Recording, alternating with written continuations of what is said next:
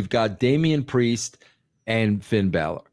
You're trying to get Damian Priest over as a babyface, but in order to get him over as a babyface, the heel has to be over. Okay, right. Finn Balor is not over.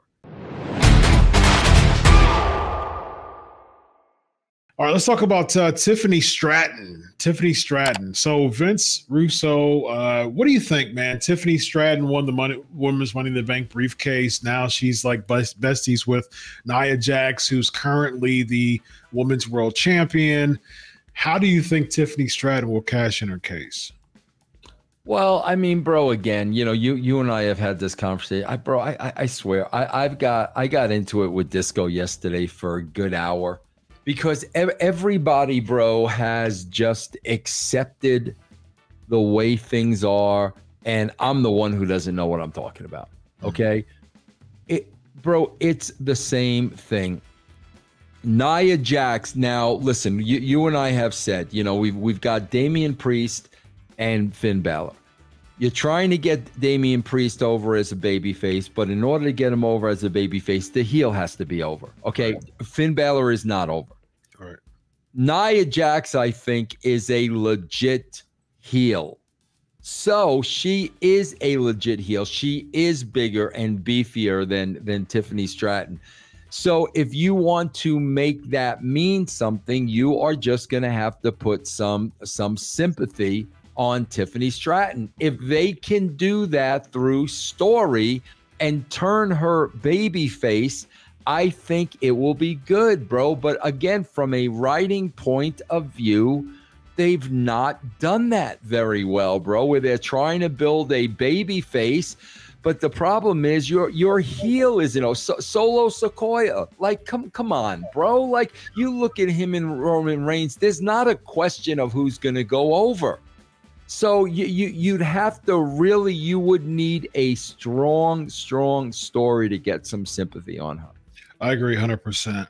I do think at this point, Tiffany Stratton, and like I said before, I mean, Tiffany Stratton's been getting cheered. I mean, so it's like you got to make those organic moves to turn her. Otherwise, she's just making the baby face look weak. You know, with whatever she's going. I remember she was going against Naomi, and Naomi came. She was getting cheered with her return, and then Naomi was getting booed when she was going against Tiffany Stratton. And it's like that type of stuff should show you need to go ahead and push her over to babyface because she's hurting the heels. She's hurting the baby faces at this point.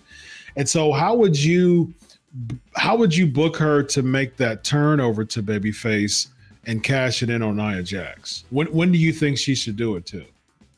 Oh God, bro. I don't know.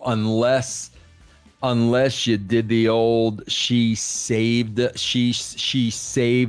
a few times and she bailed Nia out a few times, and then Nia turns on her because, you know, maybe that made Nia look bad, or the old I never asked you for any help, that type of thing.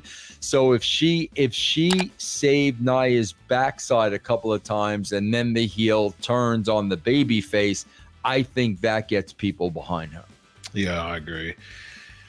What about like if Stratton was going, Nia was going against someone like Bayley in a rematch or something like that, and then Bayley loses to Nia, all of a sudden Tiffany Stratton or Bayley takes the case, hits Nia with it, throws it over to Stratton, and then Nia thinks that Stratton is the one to hit her, and Nia's like, "What are you doing?" Stratton's like, No, we're besties." And all of a sudden that causes Nia to attack Tiffany Stratton. And then there you go. There's your, you know, breakup type of feud there. It's the first thing I can think of as far as just a way to break them up. And I think you do have an organic type of feel with that, as far as just you're trying to cash it in on me anyways. You've been slimy from the beginning. I knew there was something going on with you type of deal that you could do. Nia has the presence that like you said, her heel work is strong enough. Yeah. You know what I mean? That he it can looks like a heel should look. That's what I was telling you. We had the conversation the other day. How is Damian Priest the babyface and Finn Balor the heel when Balor's half his size? Yeah. With Nia Jax, okay, she's a monster. She's bigger than everybody. She should be able to beat up everybody. So she's already a built-in heel. Yeah. Where do you think Bayley goes from here, man? Oh God, bro, who knows, man? Unless, bro, who knows? Knowing them, the Damage Control is babyface now. Yeah. Knowing them, she makes up with the Damage Control, and where else you gonna go with her, bro? Like where else? You know why? Why do I picture that happening? Why do I picture that? Because happening? that's they everything with them, bro, is the lowest, simplest denominator. And bro, people, They've brainwashed people, bro. And when I'm sitting here and I'm listening to Disco about the stuff actually being good, like Disco was literally telling me how good the Liv and Dominic angle was. I'm like, bro, they dragged that thing out for 3 months, and 3 months ago you knew what was going to happen. That's good to you, bro? And Dominic is the only heel that can turn further heel. It's essentially what happened with him. Like, it wasn't even a turn. It was just he became more of a heel, I guess. Yeah. And so, yeah, it definitely seems like Bayley, because, you know, they're like inner swapping Randy Orton's from SmackDown going to Raw now. Definitely wouldn't surprise me if Bayley just showed up one time and just, you know, if Sonya Deville and Zoe Stark and Shayna Baszler beats up Damage Control, and all of a sudden Bayley makes the save, and now they're all hugging, and the fans are going to chant what this is also, because they always chant this. Bro, I swear to God, I don't even remember, bro. That's how the show is in and out of my mind on Monday nights. Check out Brainbuster, the daily quiz that tests your WWE knowledge with winning streaks, stats, and more. It's time to see if you're up for the challenge. I remember they hurt Dakota Kai in the back. Did she make a comeback in that match?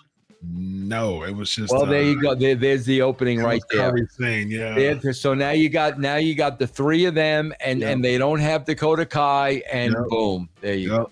Yep, that's it. Bayley's going to make the save, and all of a sudden, everything's happy again. And meanwhile, we don't even know why Damage Control of babyface is in the first place. We have no clue. We have no clue. Yeah. They haven't done anything storyline wise to convince us to be cheered. And like along those lines, Vince, what was your rhyme or reason of like, okay, this person needs to go ahead and make a turn and get heat and be a baby face? What was your rhyme or reason of like turning someone? The people. Okay. No doubt about it. Absolutely 1000% the people, bro. Yeah. When they want somebody, you give them that somebody. No question about it, man. Yeah. But they didn't want Damage Control. And so, you know, and they still were like, oh, let's just turn them. Right. Yeah. That's who was the hardest turn that you had to do? Who was reluctant to turn? I know Goldberg was reluctant to turn. Oh, right? Yeah, that was an absolute nightmare. Was it really? Gosh, bro, like out of him, I can't.